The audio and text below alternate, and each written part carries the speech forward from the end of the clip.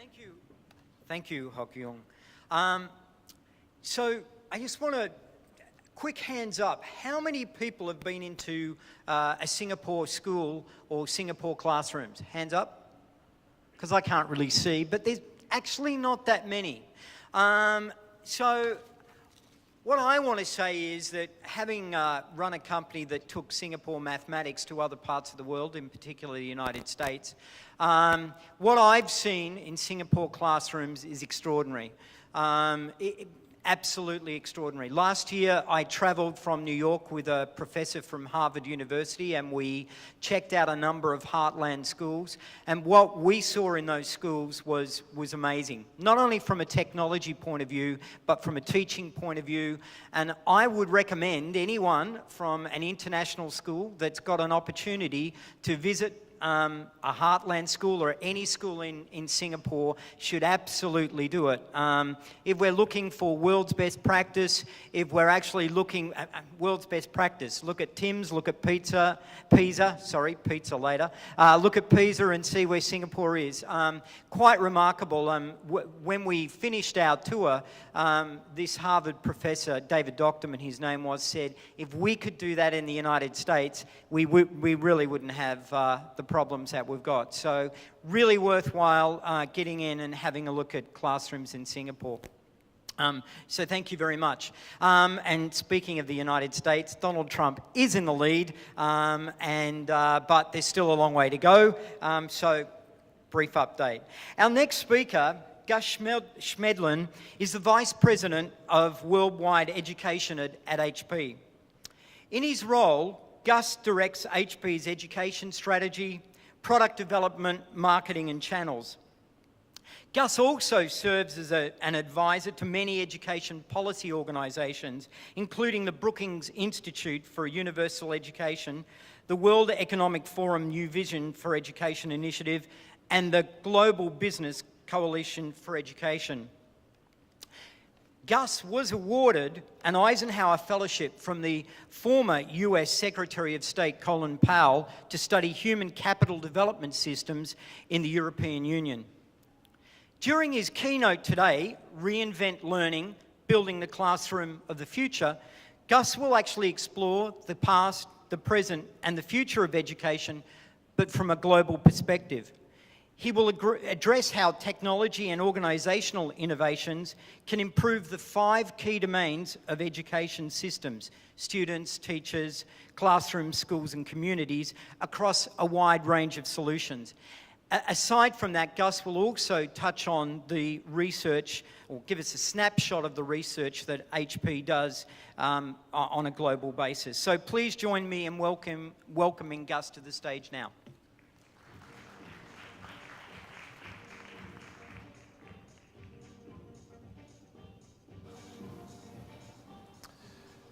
Hello, everyone. I'm going to catch us up on time. Just a warning, I speak at an alarming rate of speed, and I'm extremely nervous about the impending election in the United States of America.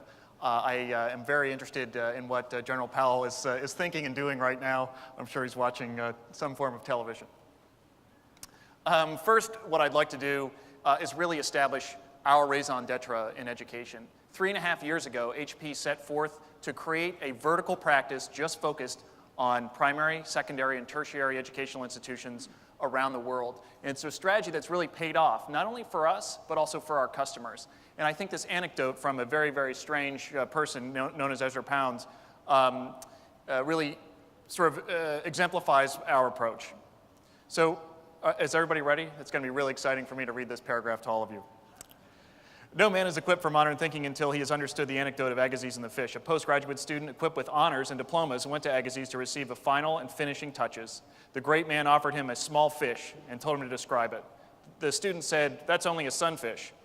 The professor said, "I know that. Write a description of it." After a few minutes, the student returned with a description of Ichthys heliodiplodocus, or whatever the term is used to conceal the common sunfish from vulgar knowledge. The family of, I'm not going to try and pronounce that, as found in textbooks on the subject. Agassiz, the professor, again told the student to describe the fish. The student produced a 4-page essay about it. Agassiz then stepped back and said, "Just look at the fish."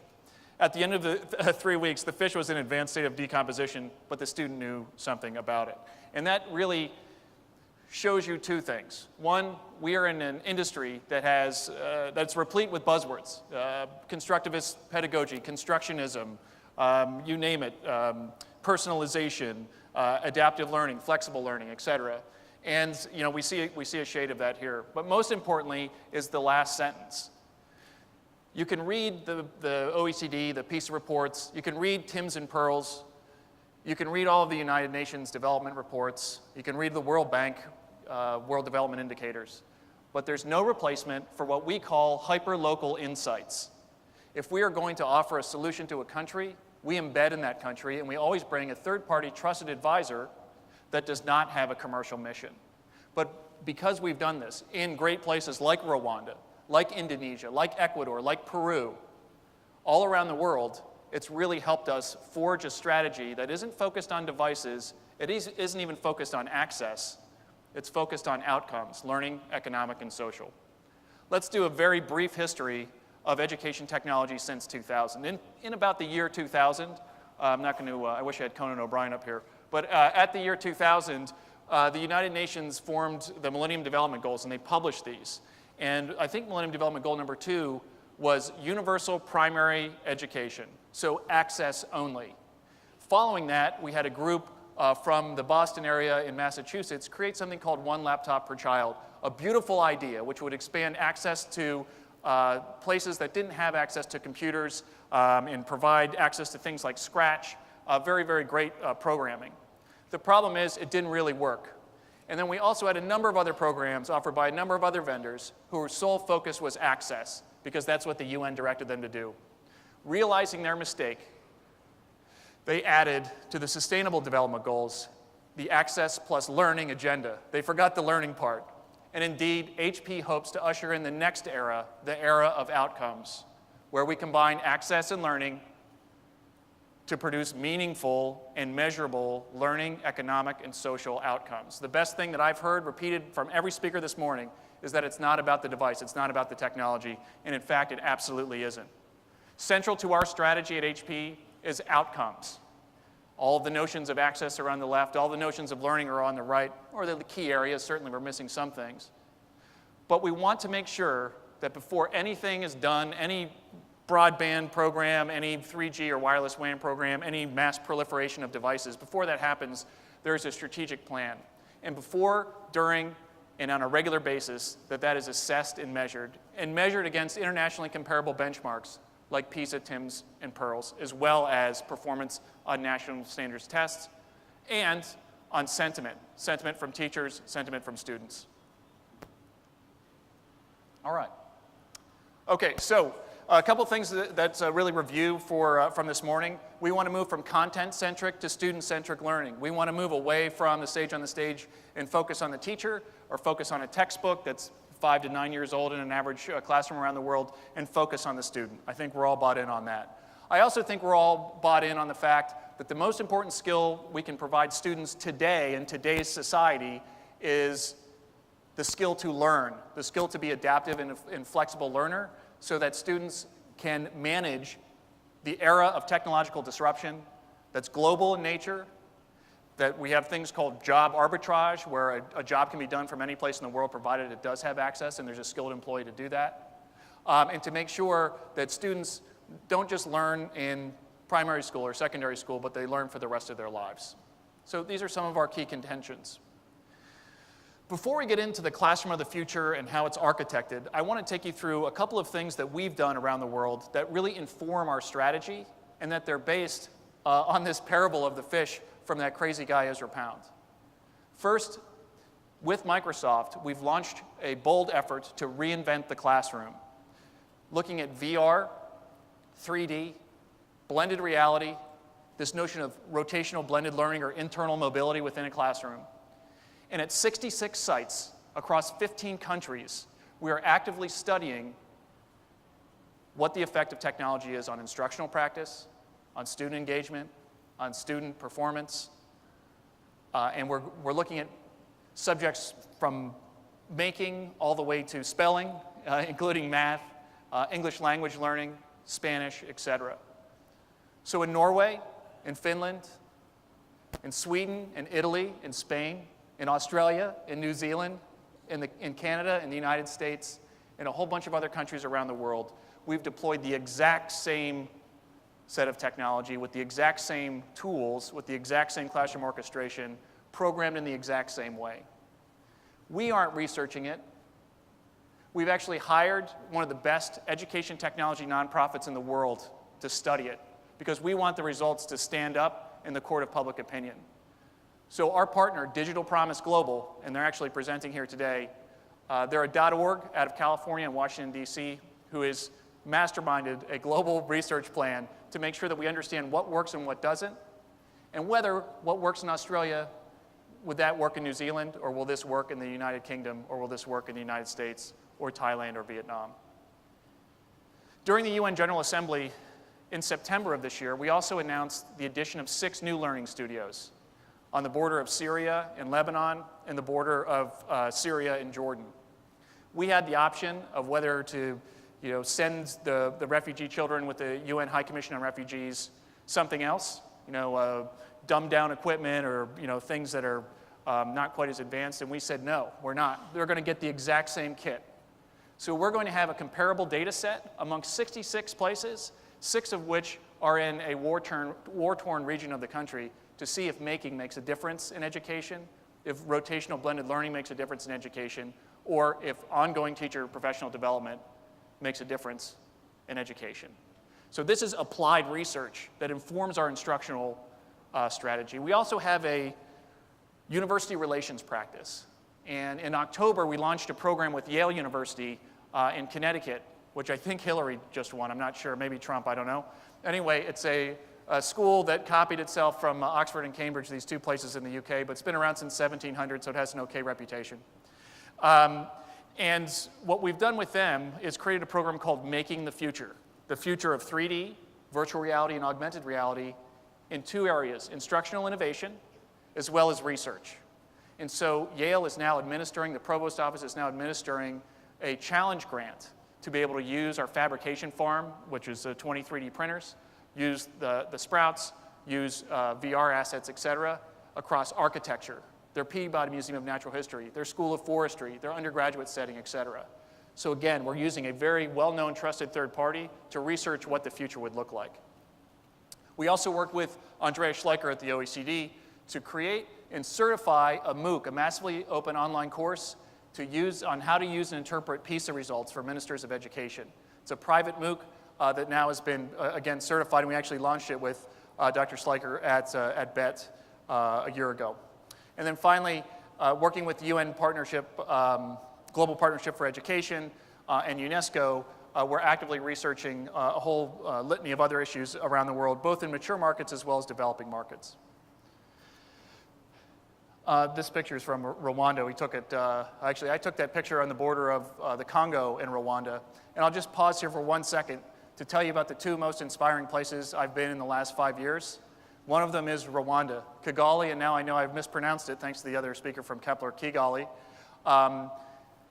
If you think about what happened there 20 years ago and where they are today, unbelievable. If you want to be inspired, or if you're feeling bad about humanity, or you're sick of watching an election in the United States, fly to Rwanda and see what's going on there. See what Minister Lwakabamba, see what Paul Kagame, see what Nkabito are doing there for the people of Rwanda. It's unbelievable. The other place is Belfast, Northern Ireland, and a lot of brave people live there to keep the peace and to increase educational outcomes, regardless of the religious background or the national background of the people up there. So sometimes it takes an area that had conflict in the past to inspire you for the future.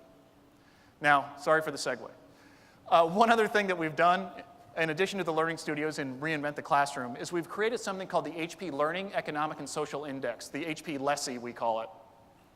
What we've done is we've taken the largest 160 countries and territories around the world and stack ranked them across learning, economic, and social indices.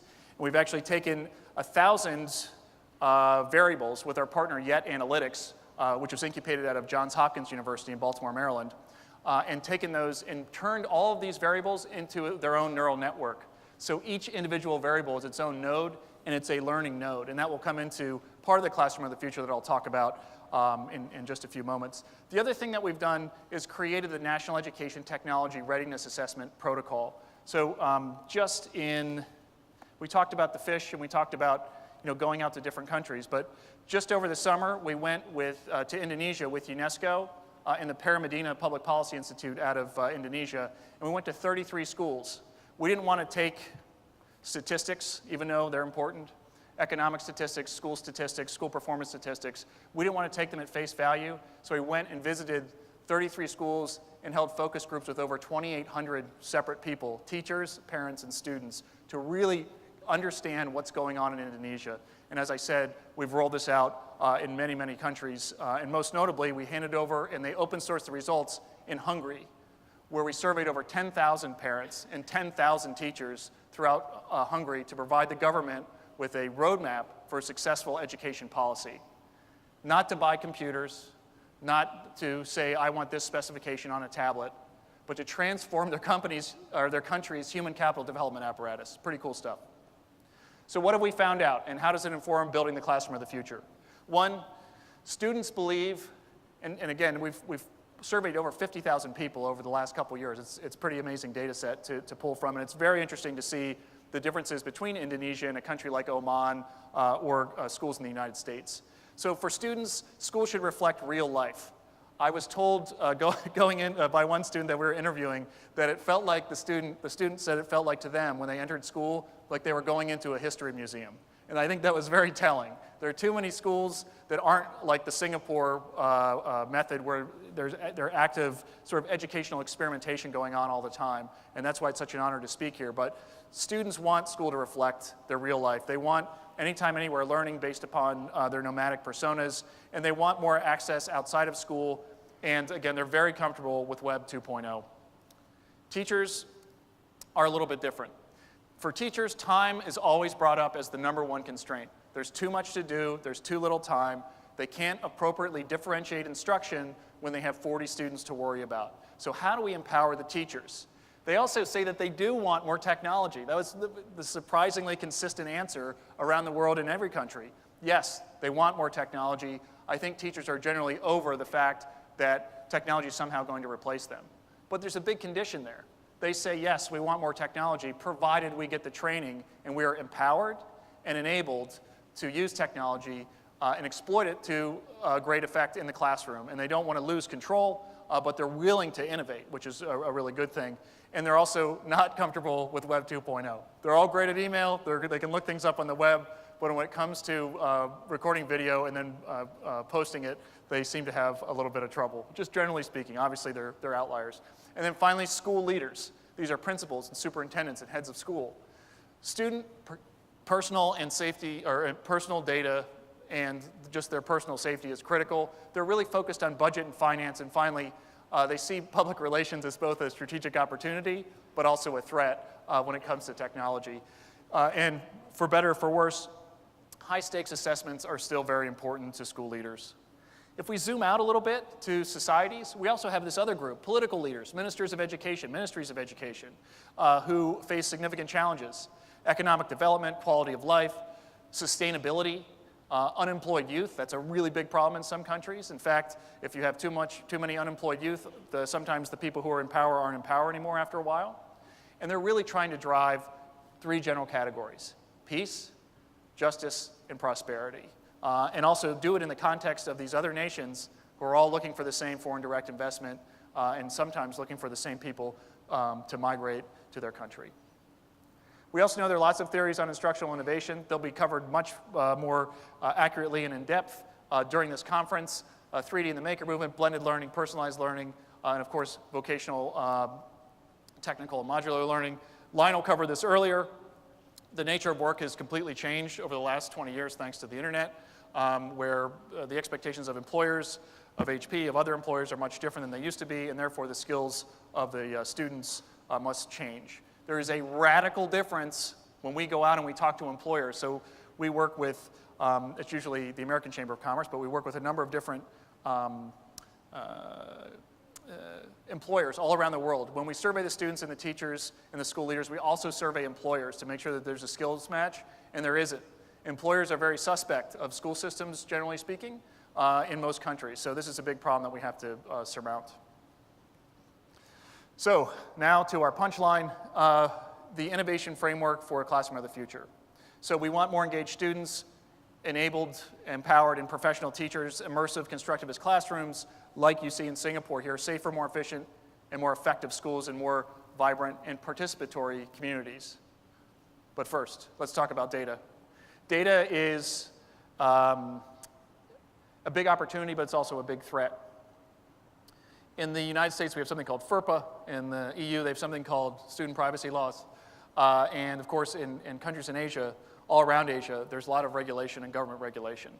We break down student data in 4 basic parts: personal, the cohort level or the class level, the school level, and then finally the system level or the whole country level or the whole province or state level. If we look at these 4 domains of data, we see when we move further to the left, when we move further towards anonymity, it's okay to work with data. It's okay to look at economic indicators, but it's still very problematic to look at personal data in a number of different countries. There's some very famous cases that I won't bring up from Europe and the United States both, where well-intentioned individuals or well-intentioned companies or even .orgs, the nonprofits, went out of business because they didn't pay enough attention to both the legislative as well as the cultural norms around student data privacy. Now, what are the sources of data? The sources of data are exploding. We heard a lot about IoT and this great notion of merging operational or student non-academic data with real academic data. Very, very cool. So on the sides, we have the lagging indicators, right? We have the macroeconomic and then the summative high-stakes tests. We also have this tacit auto-collection in real time of data systems, devices, and apps. And then we have all the subjective measures, the observed measures, the teacher evaluations, portfolio-based assessments that can't be scored with a number, et cetera. So very, very interesting. And all these sort of data things combine to produce these meaningful outcomes that we talk about, but it's not without incident. All right, so in my last 1 minute and 14 seconds, we're going to have a speed round. We look at the past, the present, and the future of students. And we look at the past and we see students reading out of books. We see students in computer labs using consumer PCs or commercial PCs. And then we look to the present.